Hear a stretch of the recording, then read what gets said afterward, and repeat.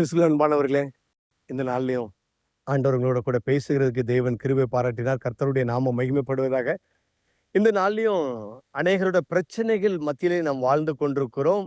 ஆண்டவர் இந்த பிரச்சனைகள் மத்தியிலும் நம்மளுக்கு தேவன் கொடுக்கிற ஒரு வாக்கு என்ன அப்படின்னா, யோவான் 16:33 சொல்லப்படுது, உபத்திரவம் உலகத்துல உங்களுக்கு உபத்திரவம் உண்டு, ஆனாலும் திடன் கொள்ளுங்க, நான் உலகத்தை ஜெயித்தேன் என்று ஆண்டவர் நம்மளுக்கு வாக்கு கொடுத்திருக்காரு. அப்போ நம்மளுக்கு கொடுக்கிற ஒரு காரியங்கள் என்ன, உபத்திரம் நம்மளுக்கு உலகத்துல உண்டு. நம்ம எத்தனை நாள் வாழ்கிறோமோ அத்தனை நாளைக்கு ஏதோ ஒரு வழியில உபத்திரம் நம்மள வந்து கொண்டே தான் இருக்கும்.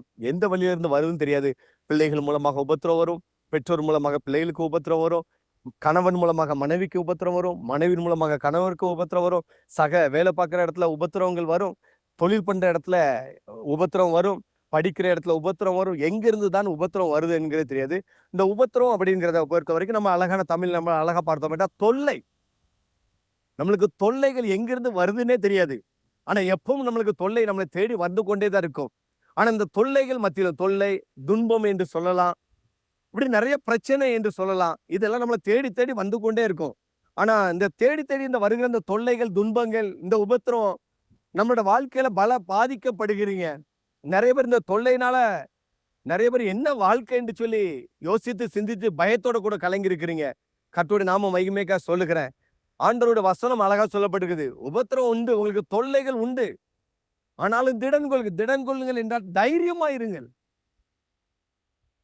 உறுதியாயிருங்க. இது உங்களை ஒன்றும் சேதப்படுத்தாது.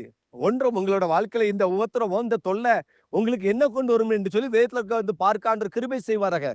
ஆண்டவராக இயேசு கிறிஸ்து இதை ஜெயித்தார். அதே போல நீங்களும் இந்த தொல்லையும் இந்த உபத்திரவத்தையும் நீங்கள் ஜெயிக்க வேண்டும். இந்த துன்பத்தை நீங்கள் ஜெயிக்க வேண்டும். ஜெயிச்சதுக்கு அப்புறம் தான் சில ஆசீர்வாதங்களுக்கு உண்டு. ஆனா நீங்க சொல்லுகிறத பார்த்தா இந்த தொல்லை, இந்த உபத்திரம் எனக்கு ரொம்ப பெருசா இருக்குது பிரதர், வாழ்க்கையை வாழ்ந்து என்ன பிரயோஜனம் அப்படிங்கிறது போல விருத்தியோட கூட உட்கார்ந்துருந்தாலும் தேவன் உங்களோட கூட பேசுற வார்த்தை அது ஒண்ணும் ரொம்ப பெருசா இல்ல. அருமையாக 2 கொரிந்தியர்ல 4வது அதிகாரத்துல பவுல் அழகா சொல்லுகிறார், மேலும் காணப்படுகிறவர்களே அல்ல, காணப்படாதவர்களை நோக்கி இருக்கிற நமக்கு அது சீக்கிரத்தில் நீங்கிவிடும் நம்முடைய உபத்திரவம் மிகவும் அதிக நித்திய கனமகிமை உண்டாக்குகிறது. அது நம்ம சொல்ற ரொம்ப பெருசுங்கிறோம். ஆனா பவுல் மூலமாக தேவன் நம்மளோட கூட பேசுற வார்த்தைன்னா அது லேசானது, அது சீக்கிரத்துல, ரொம்ப ஸ்பீடா, அது சீக்கிரமா எப்போங்கிறது தெரியாது. ரொம்ப சீக்கிரமாக இந்த உபத்திரத்துல இருந்து நீங்க வெளியில வர போறீங்க.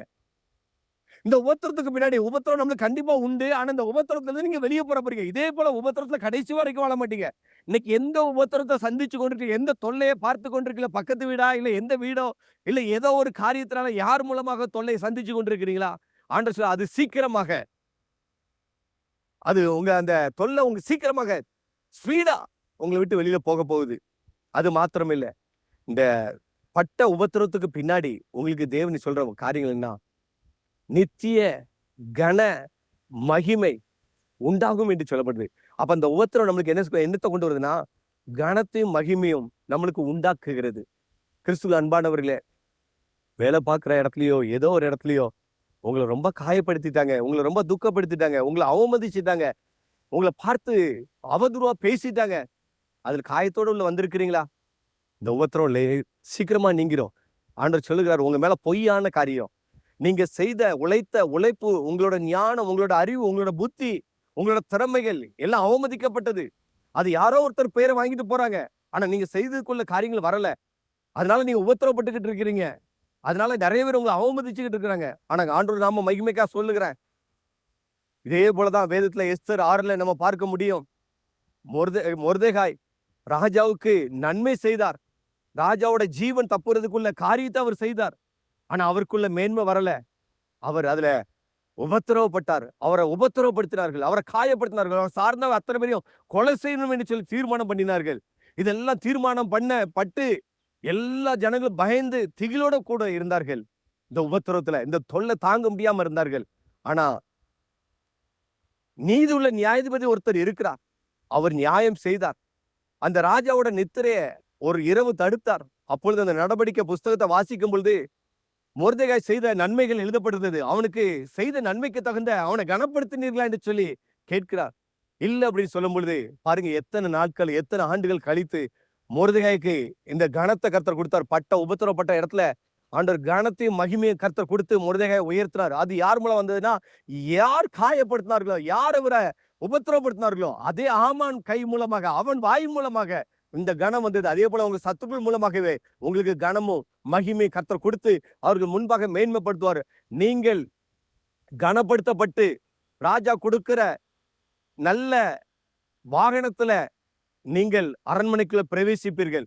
அவன் முக்காடிட்டு அந்த அரண்மனை விட்டு வெளியில போன அவன் மாத்திரம் இல்ல, அவனை சார்ந்தவர்கள் வெளியில போவார்கள் என்று வேதம் அழகா நம்மளுக்கு கற்றுக் கொடுக்கிறது. கிறிஸ்துவின் அன்பானவர்களே, அப்போ உபத்திரம் நம்மளுக்கு என்ன கொடுக்குதுன்னா அதிக கன நித்திய மகிமையை கொடுக்கிறது. கலங்காதீங்க, சோர்ந்து போகாதீங்க. கர்த்தர் இதை உங்களுக்கு ஆயத்தப்படுத்திட்டு இப்போ சொல்லுங்க, இந்த உபத்திரத்துக்கு பின்னாடி தான் பெரிய ஆசீர்வாதம் இருக்குது.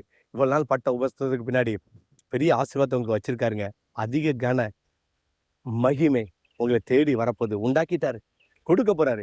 நீங்க பெற்றுக்கொள்ள போறீங்க, நீங்க உயர்த்தப்பட போறீங்க, நீங்க கனப்படுத்தப்பட போறீங்க. என் பார்வைக்கு அருமையான அப்படினால் நீ கனப்படுத்தா வார்த்தைப்படி உங்களை கனப்படுத்தி உயர்த்துவார். விசுவாசிங்க, நம்புங்க. இது அப்படியே உள்ள இந்த வார்த்தைகள் உங்களுக்குள்ள கிரியைகள் நடப்பிக்கிட்டு இந்த வார்த்தை அப்படியே நம்புங்க. அப்படியே உங்களுக்கு இயேசுவின் நாமத்தால ஆக கடவுது. நீங்கள் விசுவாசித்து இதை பெற்றுக்கொள்ளுங்க. கர்த்தர் தான் உங்களை ஆசீர்வதித்து கர்த்தர் உங்களை கனப்படுத்தி உயர்த்துவாராக. இந்த உபத்திரத்தை நீங்கி ஆண்டவர் பெரிய அற்புதத்தை செய்து விட்டார் என்று சொல்லி நம்புங்க. God bless you.